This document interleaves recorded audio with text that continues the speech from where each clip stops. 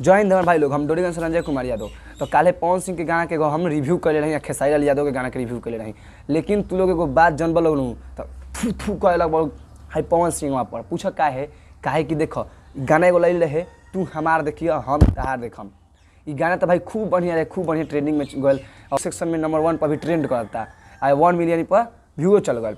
लेकिन जहाँ तक लोग गाना का के ह गाना चोरी के ह। तोबा तोबा तोबा, थारा मूड खराब कर दिया। आके दारू पी लेवेला स्टेज पर बोलेला कि पवनवा केकर गाना चोरी करी रे भोजपुरी इंडस्ट्रीज में। भोजपुरी इंडस्ट्री में केकर चोरी पवनवा करी। छोटा छोटा कलाकार के गाना चुरावत रहेला, कभी खेसारी लाल यादव के तो कभी टुनटुन लाल यादव के, तो झुमका तीन ताला केकर साला गाना चुरावत रहेला आ कहेला कि हम पवनवा भोजपुरी इंडस्ट्रीज में केकर गाना चोरी करी रे।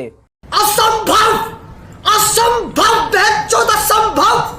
तो केकर गाना चोरी के बार जब हम लगेले बनी स्क्रीनवा पर है बतलाव। तो हमारे भाई लोग ये गाना आयल वायल भोजपुरी से पवन सिंह के, तो ये गाना देख लोग बहुत पहले हई सिंगर गए रहन, लड्डू सिंह सिंगर नाम बैंक ठीक है। आ ई का गए रहन कि हम तहार देखम आ तू हमार देखी आ ई डेट पवन सिंह कहले बान हम तोहार देखम तू हमार देख, बस कुछ नहीं खे। एमें main punch line Pawan Singh उठा के आ गा दिले बान। भाई लोग तो फर्क कुछ नहीं खे।